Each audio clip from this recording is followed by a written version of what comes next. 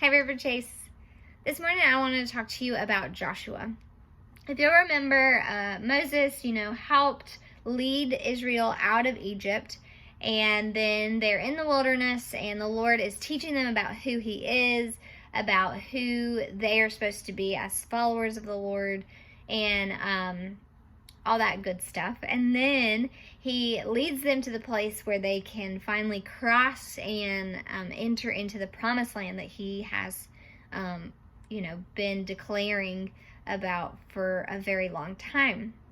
And He tells Moses to pick one person from each tribe, so that's 12 people, to spy out the land, to go see who lives there, how strong or weak they are, and all that good stuff.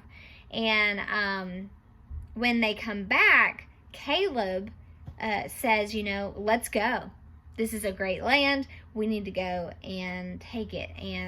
But sadly, the majority of the spies come back in fear, and they tell all the people of Israel, there's no way that we can get this land. The people in there are too strong. And so the people start to grumble, and they start to doubt God. They even say, wouldn't it have been better for us to stay in Egypt? That is just such a horrible thought, that they would rather be slaves to these people who treat them horribly than to trust in the power of God.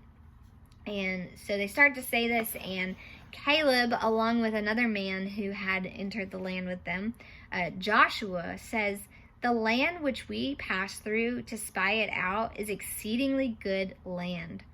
So the land that God has promised is good, and He has been true to His word.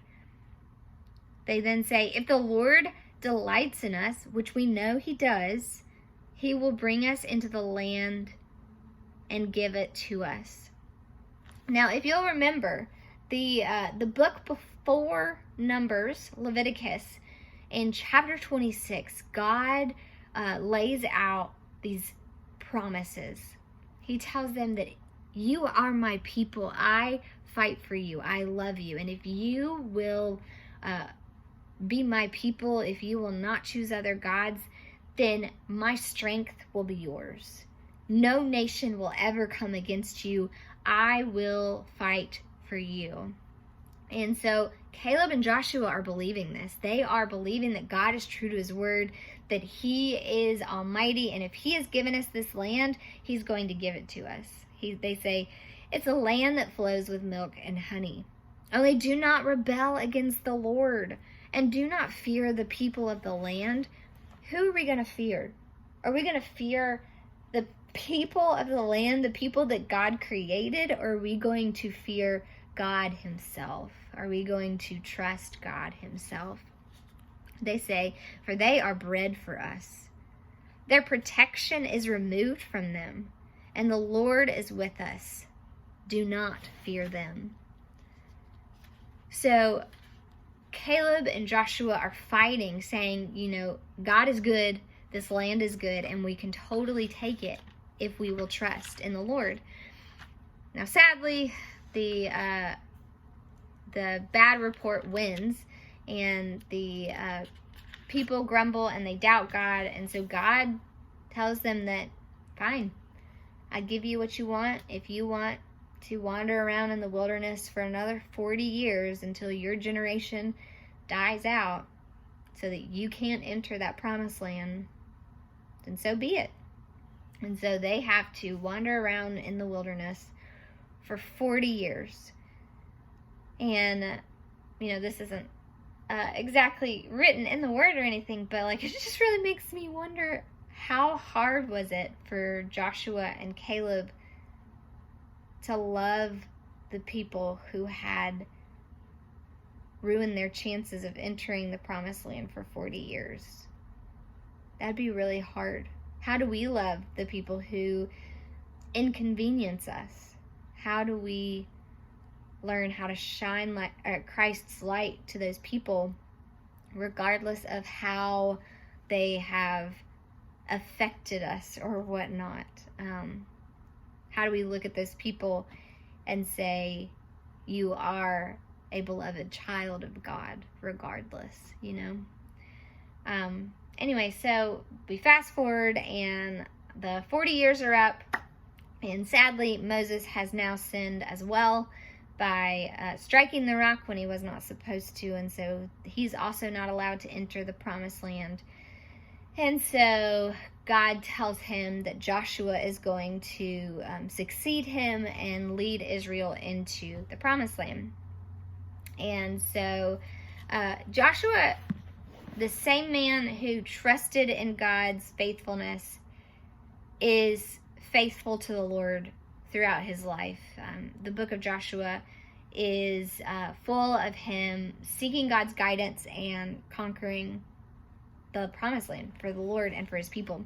And the very last chapter, in chapter 24, verse 31, it says, Israel served the Lord all the days of Joshua and all the days of the elders who outlived Joshua and had known all the work of the Lord did for Israel. So Joshua was a faithful man, and that faithfulness represented and helped impact the followers, that they saw his love for the Lord and they trusted the Lord as well.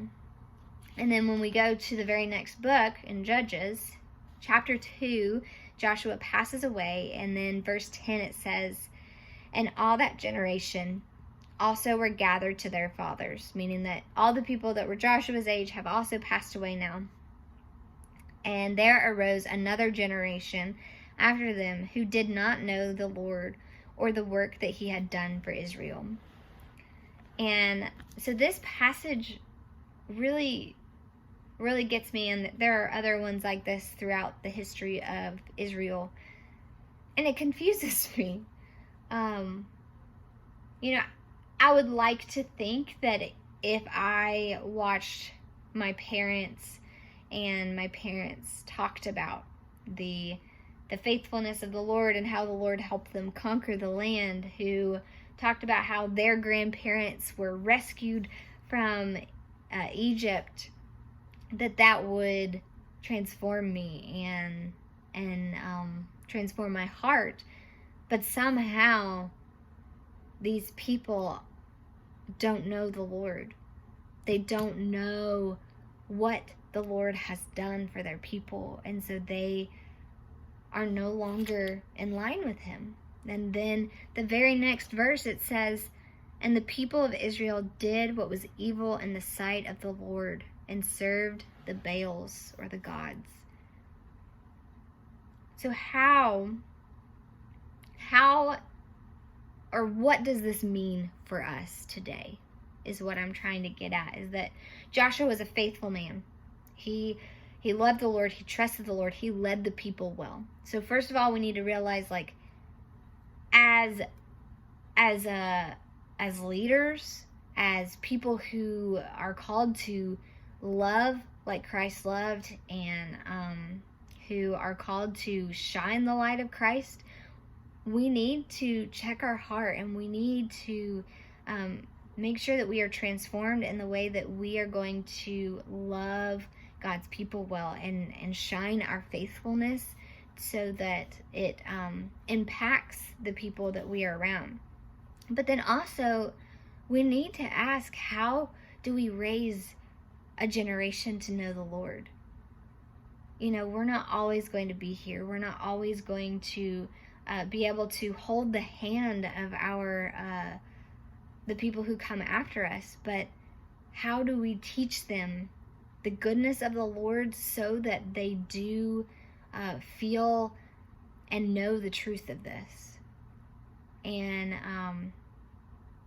I think a really important thing to know is that it is not just the responsibility of a mother or a father to raise their child to know the Lord. It is not just the responsibility of the children's director, the youth pastor, the senior pastor to shepherd the flock. The children and the youth, they see each and every one of you. They hear your words. They see how you love the people in this church. How can we be an example so that the next generation will not grow up not knowing what the Lord has done? I would encourage us this morning to think about how we are an example, how our words speak life, and then also think about how we can get more involved. You know, we don't get to a certain age or a certain place where it's just like, well, somebody else is going to teach the children. You know, I'm not a children's director. I'm not the one who is exactly called to teach the children, but that doesn't mean that the Lord does not want me to be an example to them and to love them well. And that's the same for all of us. We are all here to train up the next generation so that the next generation can go out and shine Christ's light even more than we did, even better than we did. So anyway, this morning I just wanted to talk to you about how we can be like Joshua, faithful and trusting in God's truth, but then also learn how to teach and train up our next generation so that we are not just trying to fish for our children, but we are teaching them how to fish so that they can continue to do it on even when we are gone. So I love you, River Chase, and I hope that you have a great Friday.